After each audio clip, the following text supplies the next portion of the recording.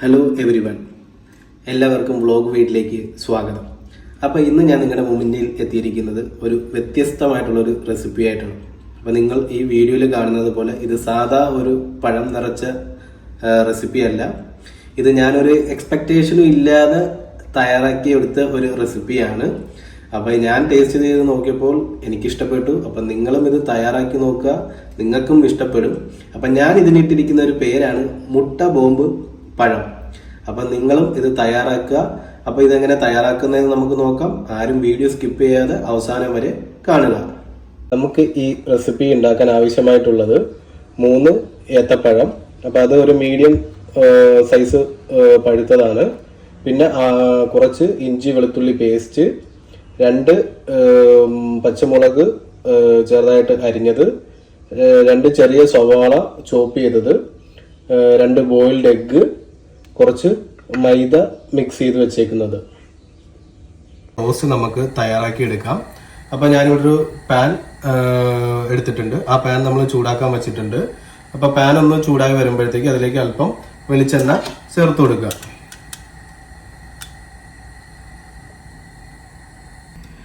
വെളിച്ചെണ്ണ ചൂടായി വന്നതിന് ശേഷം നമുക്ക് ചോപ്പ് ചെയ്ത് വെച്ചിരിക്കുന്ന സവാള ചേർത്ത് കൊടുക്കാം. ഇതൊന്ന് വാടി വരുന്നത് വരെ നന്നായിട്ടൊന്ന് ഇളക്കി കൊടുക്കാം. അപ്പം നമ്മുടെ സവാള ഒന്ന് വാടി വന്നിട്ടുണ്ട്. ഇനി നമ്മൾ നേരത്തെ എടുത്തു വെച്ചിരുന്ന പച്ചമുളക്, ഇഞ്ചി വെളുത്തുള്ളി പേസ്റ്റ് ഇതെല്ലാം കൂടെ ഒന്ന് നന്നായിട്ട് എടുത്ത് മിക്സ് ചെയ്യുക. അപ്പോൾ ഉള്ളിയും ഒക്കെ ഒന്ന് വാടി വന്നിട്ടുണ്ട്. ഇഞ്ചി വെളുത്തുള്ളിയുടെ ഒക്കെ ഒരു പച്ച മണവും കാര്യങ്ങളെല്ലാം മാറിയിട്ടുണ്ട്. ഇനി ഇതിലേക്ക് നമുക്ക് ആവശ്യമായിട്ടുള്ള മസാലപ്പൊടിയും ഉപ്പും ചേർത്ത് കൊടുക്കാം. ആവശ്യത്തിന് ഉപ്പ്, ആവശ്യത്തിന് മഞ്ഞൾപ്പൊടി, കുറച്ച് കുരുമുളക് പൊടി, വീട്ടിൽ തയ്യാറാക്കിയെടുത്ത ഗരം മസാല. അപ്പോൾ നമ്മൾ മസാലപ്പൊടിയെല്ലാം ചേർത്തിട്ടുണ്ട്.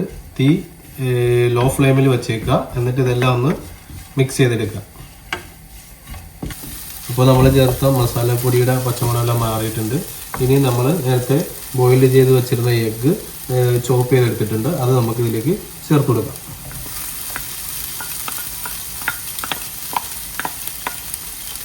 റോസ്റ്റ് ആവുന്നത് വരെ മിക്സ് ചെയ്യുക.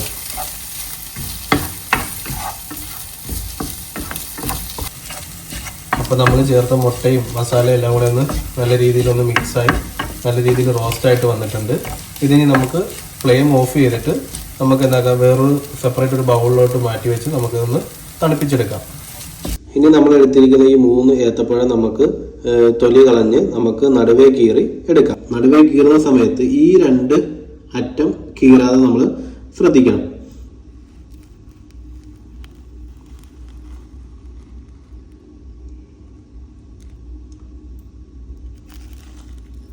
ഈ കീറിയ നടുവറ്റം ഉണ്ടല്ലോ, അതൊന്ന് ജസ്റ്റ് ഒന്ന് അകത്തി കൊടുക്കുക. അപ്പം നമുക്ക് സ്റ്റഫ് ഫില്ല് ചെയ്യാനുള്ള, അല്ലെങ്കിൽ നമ്മൾ തയ്യാറാക്കിയെടുത്ത മസാല കൂട്ട് നമുക്ക് ഫില്ല് ചെയ്യാനുള്ള നമുക്കൊരു സ്പേസ് കിട്ടും.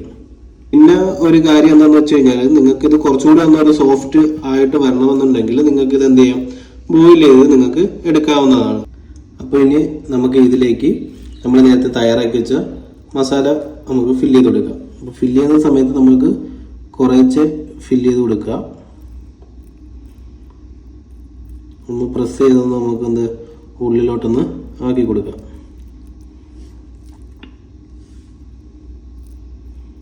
അപ്പോൾ നമ്മൾ 3 ഏത്തപ്പഴത്തിൽ നമ്മൾ മസാലക്കൂട്ട് സ്റ്റഫ് ചെയ്ത് വെച്ചിട്ടുണ്ട്. ഇതിനി നമുക്ക് നേരത്തെ നമ്മൾ മിക്സ് ചെയ്ത് വെച്ചിരുന്ന മൈദ നമുക്ക് ഇതിൻ്റെ മുകളിലോട്ട് ഒഴിച്ച് നമുക്ക് കവർ ചെയ്തെടുക്കാം. അപ്പോൾ ഇതിലേക്ക് ഈ കാണുന്നത് പോലെ മൈദ എന്ത് ചെയ്യുക, സ്റ്റഫ് ചെയ്ത് കൊടുക്കുക. അപ്പോൾ നമ്മൾ പാൻ ചൂടാക്കാൻ വെച്ചു. അതിലേക്ക് കുറച്ച് നെയ്യ് ഒഴിച്ചു. നിങ്ങൾക്ക് നെയ്യോ അല്ലെങ്കിൽ വെളിച്ചെണ്ണ ചേർക്കാവുന്നതാണ്. അപ്പോൾ അത് ചൂടായി വന്നിട്ടുണ്ട്. ഇനി നമുക്ക് ഇതിലേക്ക് നമ്മൾ നേരത്തെ കോട്ട് ചെയ്ത് വെച്ചിരിക്കുന്ന ഏത്തപ്പഴം ചേർത്ത് കൊടുക്കാം.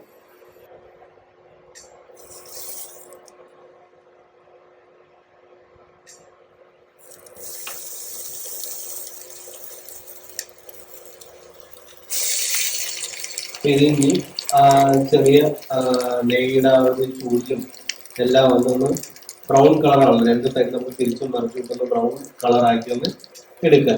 അപ്പോൾ ഇതൊന്ന് ഒരു സൈഡ് നമുക്കൊന്ന് ബ്രൗൺ കളറായിട്ട് വന്നിട്ടുണ്ട്.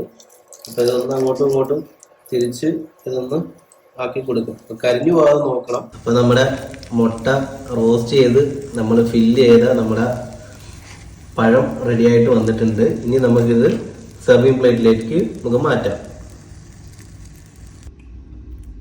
അപ്പോൾ ഞാൻ ട്രൈ ചെയ്ത എൻ്റേതായ ഒരു റെസിപ്പിയാണിത്. അപ്പോൾ എനിക്ക് വളരെയേറെ ഇഷ്ടപ്പെട്ടു. കാരണം എന്താണെന്ന് വെച്ചാൽ ഇതൊരു സ്വീറ്റ്നെസ്സും കുറച്ച് സ്പൈസിയും പിന്നെ നമുക്ക് കുറച്ച് ക്രിസ്പി ആയിട്ടുള്ളൊരു സ്നാക്സ് ആണ്. അപ്പോൾ നമ്മൾ പല രീതിയിലുള്ള പഴം നിറച്ചത് കണ്ടിട്ടുണ്ട്. ഇതെന്ന് പറഞ്ഞൊരു വ്യത്യസ്തമായ ഒരു പഴം നിറച്ചൊരു സ്നാക്സ് ആണ്. നിങ്ങളും ഇത് സ്നാക്സ് ഒന്ന് ട്രൈ ചെയ്ത് നോക്കുക. ഗസ്റ്റുകളൊക്കെ വരുന്ന സമയത്ത് നമുക്ക് പെട്ടെന്ന് ഉണ്ടാക്കാവുന്ന ഒരു റെസിപ്പിയാണ്. അപ്പം നിങ്ങൾ ഒന്ന് ട്രൈ ചെയ്ത് നോക്കുക. നിങ്ങളുടെ അഭിപ്രായങ്ങൾ നിങ്ങൾ കമൻറ്റ് ബോക്സിൽ അറിയിക്കുക. അതുപോലെ തന്നെ ചാനൽ സബ്സ്ക്രൈബ് ചെയ്യുക, ഷെയർ ചെയ്യുക, ലൈക്ക് ചെയ്യുക. ഇതുപോലുള്ള ഒരു വ്യത്യസ്തമായിട്ടുള്ള വീഡിയോകൾ ലഭിക്കാനായിട്ട് ബെൽ ബട്ടൺ ഇനേബിൾ ചെയ്യുക. അപ്പോൾ അടുത്തൊരു വീഡിയോ കാണുന്നത് വരെ ബൈ ബൈ.